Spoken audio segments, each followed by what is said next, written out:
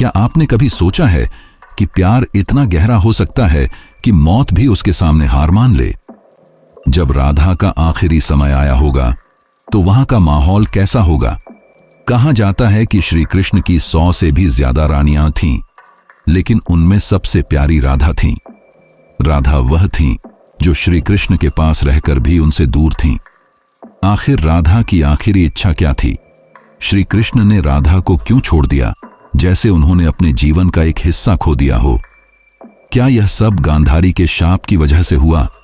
क्या राधा और कृष्ण कभी एक हो पाए? आज मैं आप सभी को इन सवालों के जवाब देने जा रहा हूं। कुछ ऐसे रहस्य जो हम सबसे छिपे हैं। यह एक ऐसी प्रेम कहानी है जिसका न कोई शुरुआत है और न कोई अंत। आइए हम इस यात्रा पर चलते हैं जहां हम जानेंगे कि कैसे श्री कृष्ण और राधा एक हुए, कैसे उनका प्रेम मृत्यु के बाद भी जिंदा रहा। अगर आप हमारे चैनल पर नए हैं तो इस वीडियो को लाइक जरूर करें और कमेंट में राधे राधे लिखना न भूलें। आप सबने सुना ही होगा कि महाभारत के बाद माता गांधारी ने श्री कृष्ण को श्राप दिया था। उसी श्राप के कारण द्वारका नगरी समुद्र में डूब गई और अंत में श्री कृष्ण ने भी अपना देह त्याग दिया। हम में से ज्यादातर लोग यही मानते हैं कि यहीं पर श्री कृष्ण की कहानी खत्म हो जाती है, लेकिन असल में ऐसा नहीं है। श्री कृष्ण और राधा रानी की एक अद्भुत प्रेम गाथा है जिसे बहुत कम लोग जानते हैं। बरसाना कोई आम जगह नहीं थी, यह एक पवित्र स्थान था। वहां की पुरानी पगडंडियों पर कभी श्री कृष्ण अपनी लीलाएं किया करते थे। आज भी वहां प्रेम, हंसी, बांसुरी की धुन और उस दुख की गूंज बाकी थी जिसने युगों युगों से प्रेमियों को जिंदा रखा है। लेकिन इस प्रेम कहानी की शुरुआत न बरसाने से होती है, न उन गलियों से। इसकी शुरुआत तब होती है जब राधा बूढ़ी हो चुकी थीं। उनका शरीर झुक गया था, लेकिन उनका मन आज भी पूरी तरह श्री कृष्ण का था। उनका दिल आज भी उनके लिए धड़कता था। जब कोई बांसुरी बजाता तो राधा के चेहरे का सारा दुख गायब हो जाता। उनका मन खुशी से भर जाता और एक हल्की सी मुस्कान छा जाती, जैसे पुरानी यादें फिर से ताजा हो गई हों।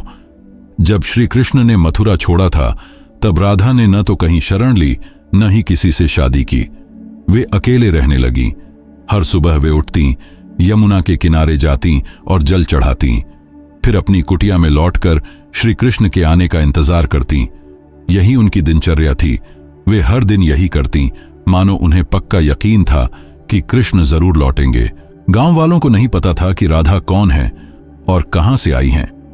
वे उन्हें एक साध्वी समझते थे, लेकिन सभी जान गए थे कि राधा का सब कुछ श्री कृष्ण को समर्पित है, मानो उन्होंने अपना पूरा जीवन ही कृष्ण के नाम कर दिया हो। एक सुबह राधा अपनी आदत के मुताबिक यमुना तट पर जल चढ़ाने गईं। तभी उन्होंने आसमान की ओर देखा।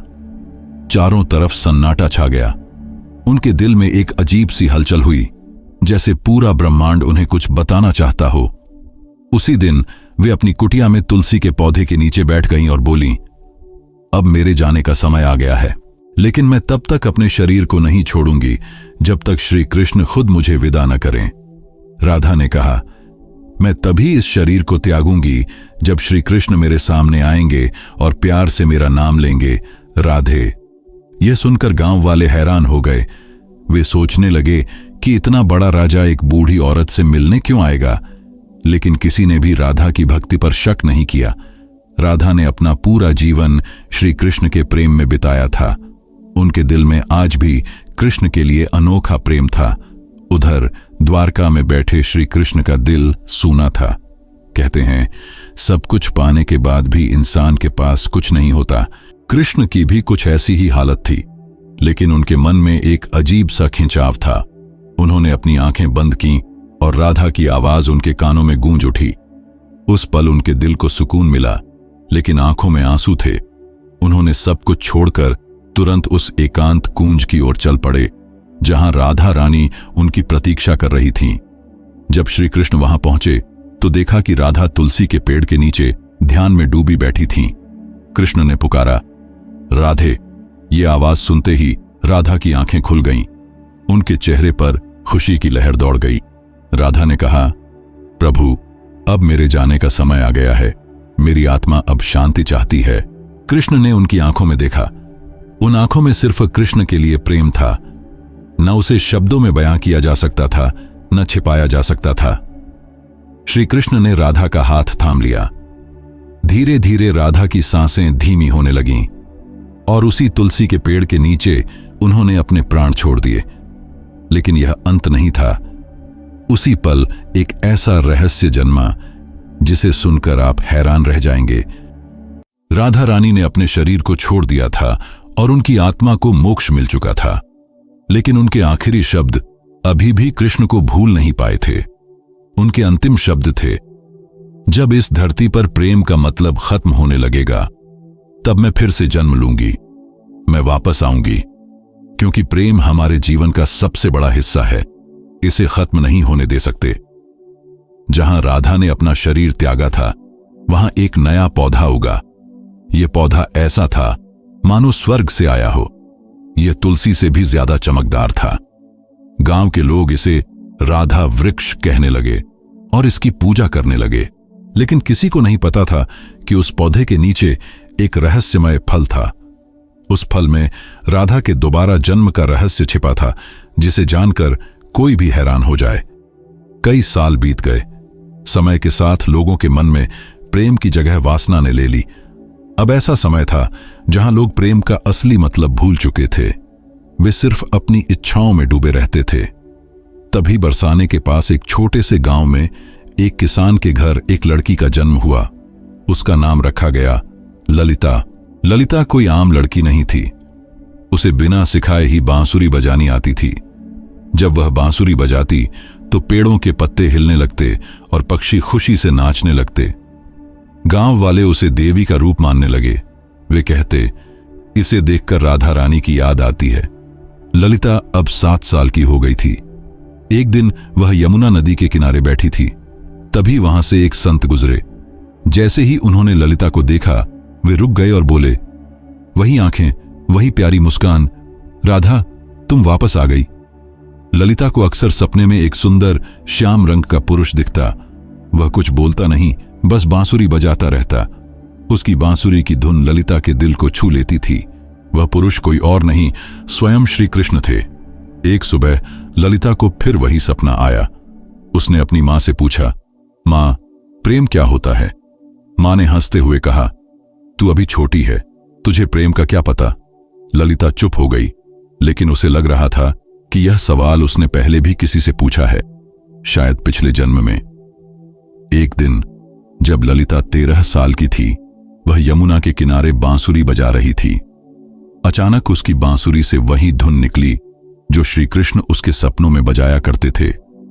जैसे ही वह धुन बजी, जमीन फट गई और उसमें से एक मूर्ति निकली। वह एक स्त्री की मूर्ति थी जिसके हाथ में बांसुरी थी। जैसे ही ललिता ने मूर्ति को उठाया, एक दिव्य आवाज गूंजी, तुम लौट आई राधे। ललिता चौंक गई। उसे समझ नहीं आया कि यह आवाज किसकी है और उसे राधे क्यों बुलाया जा रहा है। समय बीतता गया। अब ललिता का व्यवहार बदलने लगा। उसे जानना था कि वह आवाज किसकी थी, उसका जन्म क्यों हुआ, राधा कौन है और प्रेम और कृष्ण जैसे शब्द उसे इतना क्यों आकर्षित करते हैं। अब आगे की कहानी और भी रोमांचक और रहस्यमयी होने वाली है, तो उससे पहले इस वीडियो को लाइक करना ना भूलें। उसी समय एक संत हिमालय में कई सालों की तपस्या करके बरसाने लौट रहे थे। जब उन्होंने ललिता को देखा तो वे हैरान रह गए। वे बोले, कई युग पहले मैंने राधा की ऐसी ही आंखें देखी थीं। उन्होंने गहरी सांस ली और कहा, बेटी, तुम इस युग की नहीं हो, तुम्हारा जन्म किसी खास मकसद के लिए हुआ है। ललिता ने पूछा, कैसा जन्म और क्या मकसद? संत ने पुरानी बातें याद करते हुए कहा, आज के युग में प्रेम सिर्फ एक शब्द बनकर रह गया है। तुम्हें इस युग को सिखाना है कि सच्चा प्रेम क्या होता है। अब बरसाने की गलियों में एक नई कहानी शुरू होने वाली थी। असल में यह कहानी नई नहीं, बल्कि राधा के दोबारा जन्म की पुरानी कहानी थी। ललिता अब जवान हो रही थी। उसका मन बेचैन रहने लगा, जैसे कोई उसे बार बार पुकार रहा हो। वह हर दिन यमुना के किनारे बैठकर उस शख्स के बारे में सोचती जिसका चेहरा उसे याद आता था। वह शख्स कोई और नहीं, श्री कृष्ण थे। एक दिन ललिता ने अपनी मां से उत्सुकता में पूछा, मां, क्या प्रेम बिना बोले भी हो सकता है? मां ने जवाब दिया, बेटी, सच्चा प्रेम वही है जो बिना कुछ कहे दिल से दिल तक पहुंच जाए। लेकिन ललिता का मन तो उस शख्स के लिए धड़क रहा था जिसे वह जानती तक नहीं थी, जिससे वह कभी मिली भी नहीं थी। एक दिन संत ने ललिता को अपने आश्रम बुलाया और कहा, राधा, अब समय आ गया है। कृष्ण ने इस युग में जन्म ले लिया है, लेकिन वे एक ब्रह्मांड के रूप में आए हैं। तुम्हें उन्हें ढूंढना होगा। ललिता खुशी से झूम उठी, क्योंकि जिस पल का वह सालों से इंतजार कर रही थी वह पल आ गया था। ललिता ने पूछा, संत जी, मैं कृष्ण को कैसे पहचानूंगी? संत ने जवाब दिया, जब तुम उनके सामने जाओगी तुम्हारा दिल खुद बता देगा कि वे कृष्ण हैं।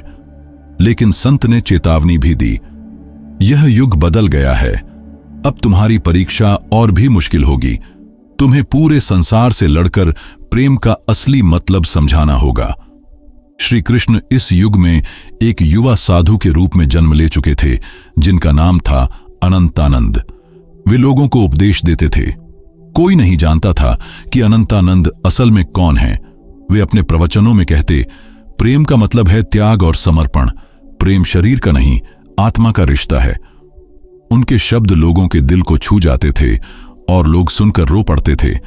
लेकिन अनंतानंद भी अंदर से अधूरा महसूस करते थे। वे हर रात यमुना के किनारे बैठकर उस स्त्री की याद में खो जाते थे जो उनके सपनों में आती थी। एक दिन संत के कहने पर ललिता ने अपने माता पिता को प्रणाम किया और अपने उस अनजान प्रेम की तलाश में अकेले निकल पड़ी। उसके पास सिर्फ एक छोटी बांसुरी थी और मन में पक्का इरादा।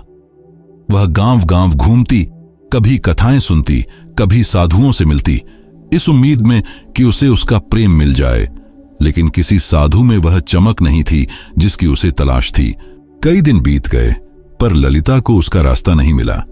एक दिन एक बूढ़ी औरत ने ललिता से पूछा, बेटी, तुम इधर उधर क्यों भटक रही हो? ललिता ने जवाब दिया, मैं किसी को ढूंढ रही हूं। बूढ़ी औरत ने ललिता को देखकर राधा की याद की और कहा, तुम बांसुरी बजाओ। जो तुम्हारे लिए बना है वह बांसुरी की धुन सुनकर खुद तुम्हारे पास आ जाएगा। ललिता गांव-गांव घूमती, बांसुरी बजाती। 8 गांव बीत गए, पर वह शख्स उसे नहीं मिला। फिर एक दिन ललिता एक पहाड़ की चोटी पर खड़ी होकर बांसुरी बजाने लगी। उसी पल कई मील दूर अनंतानंद की आंखें नम हो गईं। उन्हें वह धुन सुनाई दी।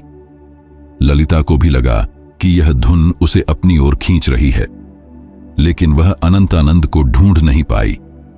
अब वह थक चुकी थी, उसकी हिम्मत टूटने वाली थी। तब ललिता ने प्रण लिया, अगर अगली पूर्णिमा तक मैं उसे नहीं ढूंढ पाई तो यमुना के किनारे अपनी जान दे दूंगी। उस दिन ललिता ने आखिरी बार अपनी बांसुरी बजाई। उसकी धुन इतनी गहरी थी कि सुनने वाला भीग जाए। उसी पल हिमालय में बैठे अनंतानंद को वह धुन सुनाई दी। वे उस धुन को पहचान गए। इसके बाद अनंतानंद ने हिमालय छोड़ दिया। उसी रात ललिता को एक खास सपना आया। इस बार सपना साधारण नहीं था। इसमें राधा और कृष्ण यमुना के किनारे साथ बैठे थे। राधा ने कृष्ण से पूछा, प्रभु, क्या इस बार भी मेरी प्रेम कहानी अधूरी रह जाएगी? कृष्ण ने जवाब दिया, नहीं राधे, इस बार दुनिया को तुम्हारे प्रेम की पूरी कहानी दिखेगी। सपना टूटा और ललिता के मन में एक नई उम्मीद जागी। अब वह वहां पहुंच गई जहां अनंतानंद आने वाले थे, वृंदाधाम। वृंदाधाम कोई आम जगह नहीं थी। यह एक पवित्र स्थान था जहां कहा जाता है कि राधा रानी ने कसम खाई थी कि जब तक उनका प्रेम अधूरा रहेगा वे बार बार लौटेंगी। उसी समय वृंदाधाम में एक कथा चल रही थी जिसे अनंतानंद सुना रहे थे। ललिता वहां पहुंची और दूर से ही अनंतानंद को देखा। पीछे खड़ी ललिता उनके चेहरे को पहचान रही थी। उनकी आवाज सुनकर ललिता का दिल बेचैन हो उठा, जैसे कोई शांति उसे छू गई हो। उनकी बातें उसे बहुत प्रभावित कर रही थीं। अनंतानंद उस कथा में प्रेम के बारे में बता रहे थे। वे कह रहे थे, प्रेम वह नहीं जो आपके साथ रहे और आपके साथ जिए। सच्चा प्रेम तो वह है जो दूर रहकर भी आपके दिल के पास हो। वे यह बोल ही रहे थे कि उनकी नजर ललिता से मिली। दोनों एक पल के लिए मूर्ति की तरह रुक गए। अनंतानंद ने कथा छोड़ दी और ललिता की ओर दौड़े। ललिता ने धीरे से पूछा, क्या आज भी मेरी आवाज आपको सुनाई देती है? अनंतानंद ने उनकी आंखों में देखकर कहा, राधे, तुम आ गई। यह पल ऐसा था जैसे समय रुक गया हो, लेकिन इसके बाद जो हुआ वह और भी हैरान करने वाला था। अचानक आसमान में काले बादल छा गए। तभी एक साधु, जिनका नाम कुरंगनाथ था, वहां प्रकट हो गए। वे नहीं चाहते थे कि राधा और कृष्ण का मिलन पूरा हो। उनका मानना था कि अगर ऐसा हुआ तो लोग प्रेम को धर्म से बड़ा मानने लगेंगे, जो समाज के लिए ठीक नहीं होगा। कुरंगनाथ ने कहा, तुम्हारा प्रेम आज के नियमों के खिलाफ है। आज का समाज न इसे समझ पाएगा, न बर्दाश्त कर पाएगा। अनंतानंद ने जवाब दिया, प्रेम दो आत्माओं का मिलन है। तब कुरंगनाथ ने उनकी आखिरी परीक्षा रखी और बोले, अगर ललिता ने अगली पूर्णिमा से पहले आंखों पर पट्टी बांधकर तुम्हें ढूंढ लिया तो तुम्हारी प्रेम कहानी पूरी मानी जाएगी, वरना तुम्हें युगों युगों तक फिर से बिछड़ना होगा। अनंतानंद यह सुनकर चुप हो गए, लेकिन ललिता ने हिम्मत और प्रेम से भरा जवाब दिया, मैं आपकी शर्त मानती हूं। पूर्णिमा की रात नजदीक आ रही थी। यह परीक्षा ललिता के लिए सिर्फ एक शर्त नहीं थी, बल्कि उसके प्रेम और धैर्य की जंग थी। वह खुद जानना चाहती थी कि क्या बिना देखे सिर्फ दिल की पुकार से प्रेम को ढूंढा जा सकता है। शर्त मानने के बाद ललिता ने अपनी आंखों पर पट्टी बांध ली और कसम खाई कि वह किसी को नहीं देखेगी जब तक उसका दिल उसे उसके प्रेम यानी श्री कृष्ण तक न ले जाए। कुछ लोग उसका मजाक उड़ाने लगे और बोले, आजकल की लड़कियां सिर्फ दिखावा करती हैं, प्रेम नहीं। लेकिन कुछ लोग ऐसे भी थे जिन्होंने ललिता का हौसला बढ़ाया। वे बोले, राधे, तुम इस युग में प्रेम को जरूर जीत दिलाओगी। उधर अनंतानंद एक सुनसान गुफा में ध्यान में डूबे थे। वे बार बार सिर्फ एक शब्द दोहरा रहे थे, राधे। वे न कुछ खा रहे थे, न कुछ पी रहे थे। उनके शिष्य घबरा गए और बोले, गुरुदेव, अगर आपने कुछ नहीं खाया तो आप जीवित नहीं रह पाएंगे। अनंतानंद ने जवाब दिया, मेरा जीवन तो सिर्फ राधे में बसता है। उन्होंने अपने शिष्यों को सख्ती से कहा, ललिता को मेरे ठिकाने के बारे में कुछ नहीं बताना और न ही उसकी कोई मदद करनी। वे भी जानना चाहते थे कि क्या इस युग में भी राधा सिर्फ अपनी आत्मा की पुकार से उन्हें ढूंढ पाएगी। ललिता ने आंखों पर पट्टी बांधी और गांव गांव घूमने लगी। वह हर साधु से पूछती, क्या आप अनंतानंद हैं?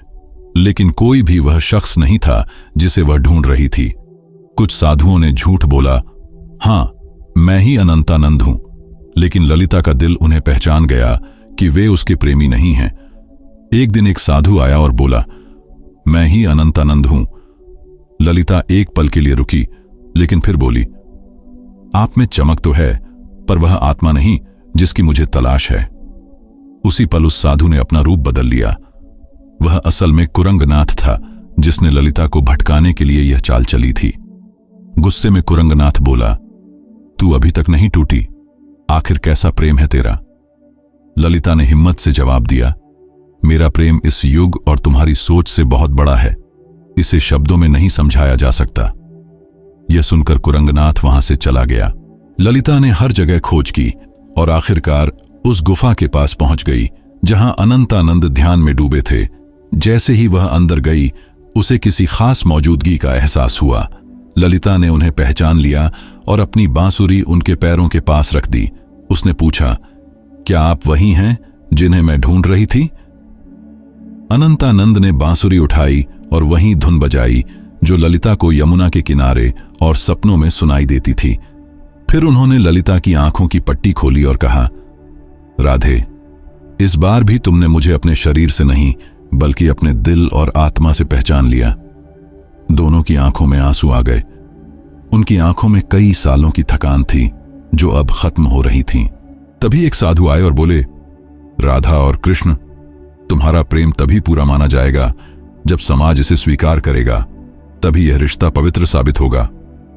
ललिता ने जवाब दिया, प्रेम तो समाज के नियमों से आजाद होता है, इसे किसी सबूत की जरूरत नहीं।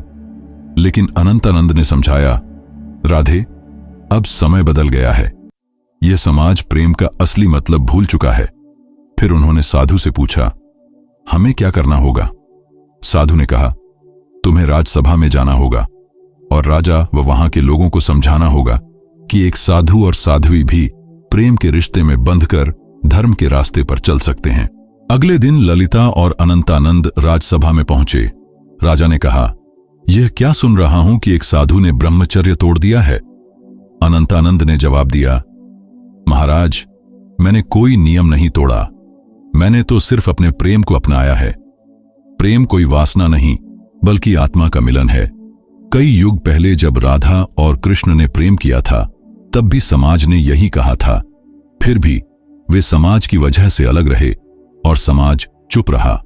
ललिता आगे बढ़ी और बोली, मैंने इन्हें सिर्फ शरीर से नहीं बल्कि दिल से भी चाहा है। अपने प्रेम को साबित करने के लिए मैंने कठिन परीक्षा दी है।